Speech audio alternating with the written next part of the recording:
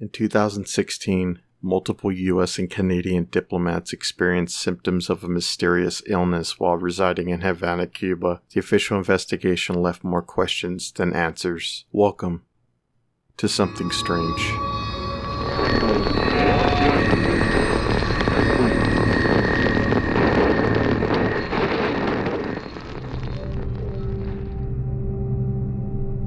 In August of 2017, reports began surfacing that American and Canadian diplomatic personnel residing in Havana, Cuba had experienced unusual, unexplained health problems dating to late 2016. The original 21 events were characterized as starting with strange grating noises coming from a specific direction. Some people experienced pressure, vibration, or a sensation comparable to driving a car with the window partly rolled down. These noises lasted roughly from 20 seconds to 30 minutes, and it happened while the diplomats were either at home or in their hotel rooms. Other people nearby, including family members and guests in neighboring rooms, did not experience the same symptoms. Some U.S. embassy workers have experienced lasting health problems, including an unidentified diplomat who now needs a hearing aid. The affected people described symptoms such as hearing loss, memory loss, and even nausea. The U.S. State Department declared that the health problems were either the result of an attack or due to exposure to an unknown device. Speculation centered around a sonic weapon, with some researchers pointing to infrasound as a possible cause. In August of 2017, the United States expelled 2 Cuban diplomats in retaliation for perceived Cuban responsibility. The next month, the U.S. State Department stated that it was removing non-essential staff from the U.S. Embassy and warned U.S. citizens not to travel to Cuba. In response to the incidents, the U.S. State Department announced in March of 2018 that it would continue to staff its embassy in Havana at the minimum level required to perform, quote, core diplomatic and consular functions. In regards to Canadian diplomats, MRI scans and other tests taken by a chief neurologist in Pittsburgh showed evidence of brain damage that mirrored the injuries of their American counterparts. Several of the Canadians who were affected in 2017 were reported to still be unable to resume their work due to the severity of their ailments. In early 2018, all Canadian staff with families were withdrawn from Cuba. In 2019, the Canadian government announced that it was reducing its embassy staff in Havana after a 14th Canadian diplomat reported symptoms of Havana Syndrome in late December 2018. In January 2018, there was a non-public FBI report which found no evidence of an intentional sonic attack. It was found that there was some type of conflict internally between the CIA and the State Department. The CIA was reluctant to reveal, even to the other U.S. government agencies, the identities of the affected officers because of concern of possible leaks. Federal rules on the privacy of employee medical records also hindered the investigation. After the incident was made public, the Cuban foreign administrator accused the U.S. of lying about the incident and denied Cuban involvement to any of the illnesses the diplomats experienced. The Cuban government offered to cooperate with the United States in an investigation of the incidents. Air and oral samples were taken, and they even considered a range of toxic chemicals. They examined the possibility that electromagnetic waves were to blame, and even looked into whether insects could be the culprit. They could find no link as to what caused the symptoms. It is worth noting that the United States did not cooperate fully with the Cuban government. The United States did not allow the Cuban government access to the medical records or to conduct tests in the U.S. diplomats' houses. Over the years, there was many different examinations and investigations regarding the issue, including even that done by the CDC. The CDC was able to categorize the stages of the symptoms and observe what they experienced, but ultimately the CDC concluded, quote, the evaluations conducted thus far have not identified a mechanism of injury, process of exposure, effective treatment, or mitigating factor for the unexplained cluster of symptoms experienced by those stationed in Havana. There was a multitude of theories as to the cause of the events. One study looked into the effects of microwaves, but in 2021, a panel of 16 scientists affiliated with the Cuban Academy of Sciences stated no known form of energy can selectively cause brain damage with laser-like spatial accuracy under the conditions described for the alleged incidents in Havana.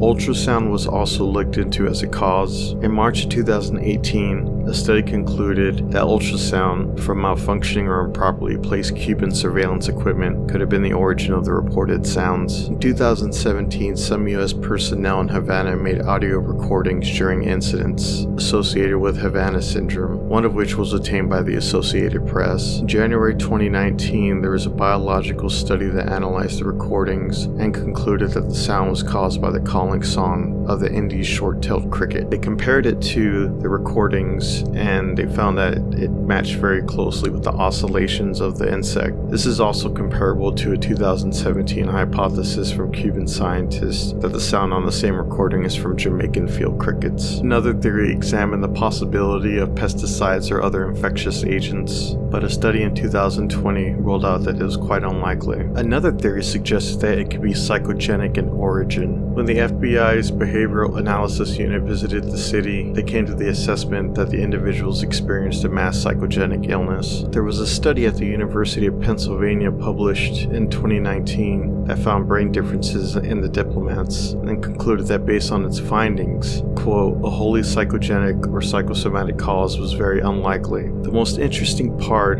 of these events were the occurrences that were reported outside of Havana, Cuba. There was cases reported in China and other parts of Asia, the Washington, D.C. area, parts of Europe, including Moscow and Russia, Poland, Taiwan, Australia. The U.S. government has not released the number of affected persons, but media reporting indicated a total of 130 possible cases by the end of May of 2021, rising to more than 200 possible cases by mid-September 2021. The cases variously affected CIA, U.S. military and State Department personnel and their family members. Most people affected appear to have some kind of government or diplomatic relations to where they're at. Regardless, it appears that the investigation to the incidents is still ongoing to this day. So does this appear to be some sort of coordinated attack or some other mysterious phenomena? Please let me know what you think in the comments below, and please subscribe for further future content and to help grow this channel.